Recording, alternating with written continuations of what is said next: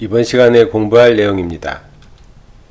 이번 시간은 지난 시간에 이어서 부부운에 대해서 이혼하고 재결합한 여자 사주를 가지고 부부운에 대해서 공부하겠습니다.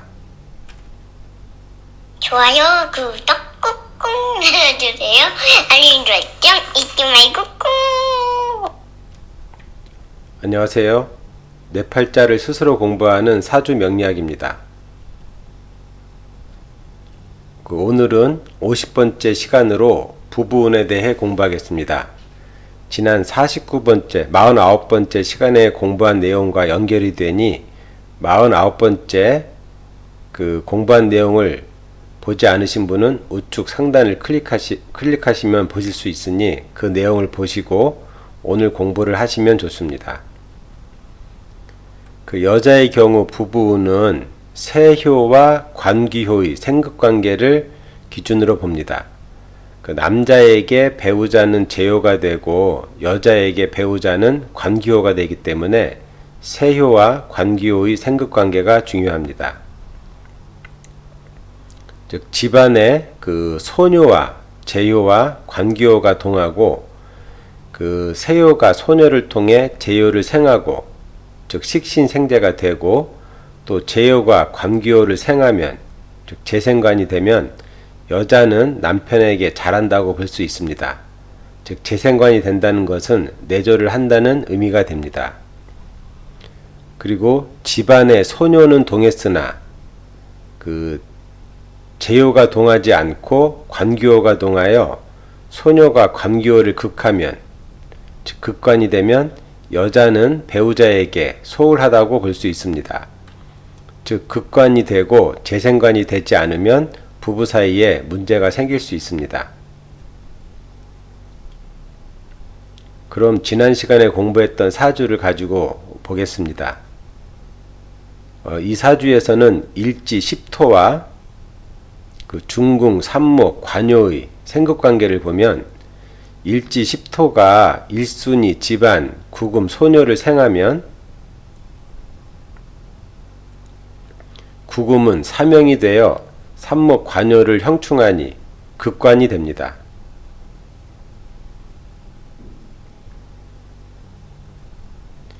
이 극관이 되면 관귀는 소녀에게 충극을 당하게 되는데 이때 소녀가 관귀효를 극하는 힘은 가극보다는 진극이, 진극보다는 충극으로 극관을 하는 경우 관귀효가 받는 피해가 크며 여기에 충극보다는 형살, 즉 사명이나 삼살이 되어 극관을 하는 경우는 관귀효가 받는 피해는 더욱 크게 됩니다.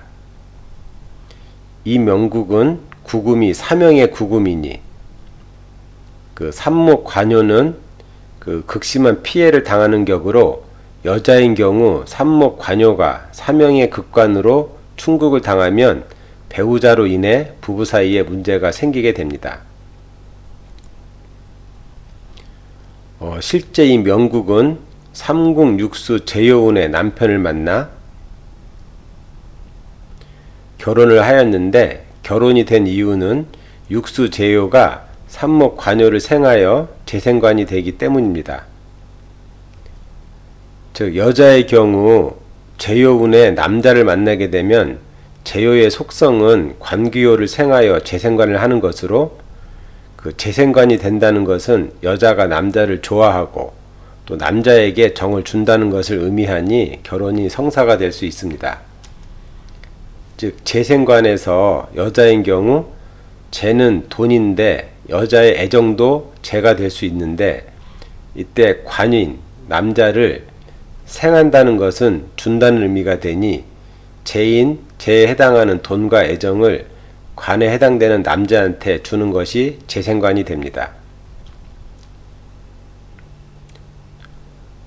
또 육궁, 구금, 소녀운에는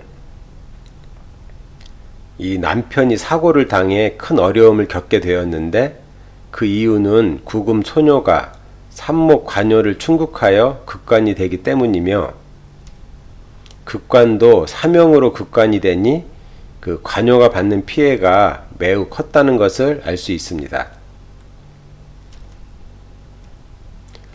이때 삼목, 그러니까 중궁의 삼목 관요 영순위에 육수 제요가 있어 그 구금 소뇨가 삼목 관요를 형충할 때 그 통관 역할을 하니 구금이 삼목을 형충하는 힘이 약해진다고 볼 수 있으나 삼형의 형충이므로 삼목이 입는 피해는 크다고 봅니다. 즉, 이 팔목이 소뇨인 경우, 즉 팔목 소뇨가 5토나 10토 관기를 극하여 극관을 할 때는 그 팔목이 5토를 극하는 것은 가극이고 팔목이 10토를 극하는 것은 진극으로 극관이 되는데, 이때 5토와 10토 영순위에 칠화가 있어 그 칠화가 통관 역할을 하는 경우는 이 팔목이 50토를 극하는 과정에서 그 목생화 화생토가 되니 50토 관기가 입는 피해는 작고 오히려 영순위 칠화로 인해 화생토를 받게 된다고 봅니다. 즉 충극이나 형충이 아닌 가극이나 진극인 경우에 있어서는 그 영순위, 그 관기후에 영순위에 제요가 있는 경우는 그 제요를 통해서 통관 역할이 되어 재생관이 된다고 볼 수 있습니다. 그러나 이 명국과 같이 구금 소뇨가 삼목 관요를 충극이나 형충으로 충극을 하는 경우는 육수인 제요가 통관 역할을 한다고 해도 삼목이 입는 피해는 크게 됩니다.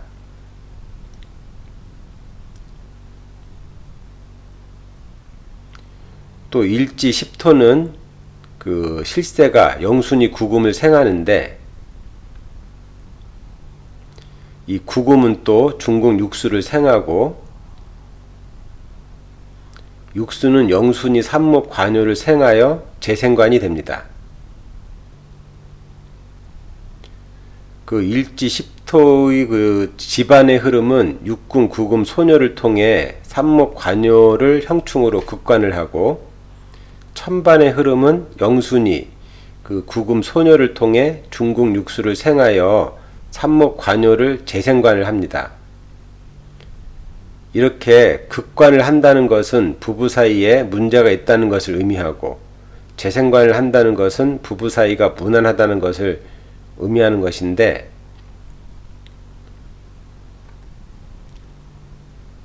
이 사주와 같이 그 집안과 천반의 통기가 극관과 재생관으로 다른 경우는 그 집안을 우선으로 통기를 판단합니다.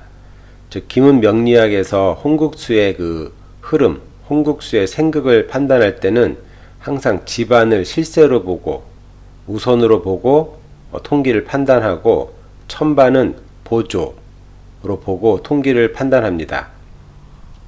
즉 집안의 그 통기는 극관이 되고 천반의 통기는 재생관이 되니,